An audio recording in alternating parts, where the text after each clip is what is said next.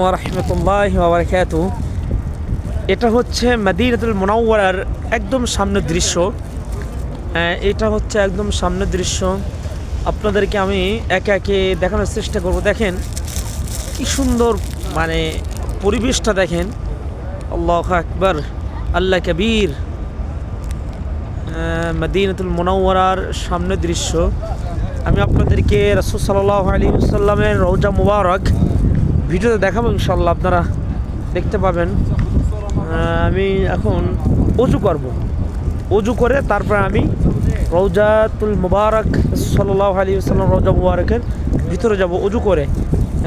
দেখি এখানে আবার জমজমের কুয়া, আমি আসছি জমজম করে পানি নেওয়ার জন্য। জমজমের পানিও নিব ইনশাআল্লাহ। আসলে মদিনাতুল মুনাওয়ারায় আসলে কলিজা ঠান্ডা হয়ে যায়, কলিজা শীতল হওয়া বাতাস, বৈরে বৈরে আবহাওয়া।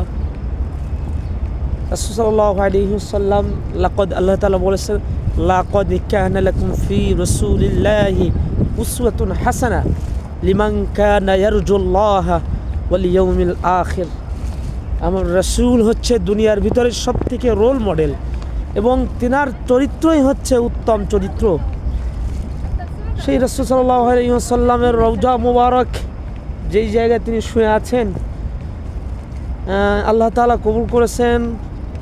যারা এখানে আসবেন সৌভাগ্য তাদেরই, তাকদীরে লেখা না থাকলে হয় না। আসলে ছোটোবেলায় আমি যখনই মোনাজাত করতাম বা যখনই আমি সৌদি আসার আগ পর্যন্ত বা এখন সৌদি এসেও বলতাম, আল্লাহ তাআলা জীবনে একবার হলে তোমার রাসূলের রওজা মুবারক জিয়ারত করার তৌফিক দান করে দাও। আল্লাহ তাআলা জীবনে একবার হলে তোমার রাসূলের রওজা মুবারক সাল্লাল্লাহু আলাইহি ওয়াসাল্লামের রওজা মুবারক জিয়ারত করার তৌফিক দান করে দাও। হয়তো আল্লাহ তাআলা এই চাওয়াটাই আমার কবুল করেছিলেন। এই জন্য প্রত্যেকটা মানুষের চাওয়া উচিত জীবনে একবার হলেও মক্কাতুল মুকাররমা মদিনাতুল মুনাওয়ারা আসা, আল্লাহ তাআলার কাছে আসার তৌফিক চাওয়া একবার হলেও চাওয়া উচিত প্রত্যেকটা মুসলমানদেরই। সবাই ভালো থাকবেন, সুস্থ থাকবেন, দোয়া করবেন। আসসালামু আলাইকুম ওয়া রাহমাতুল্লাহি ওয়া বারাকাতুহু।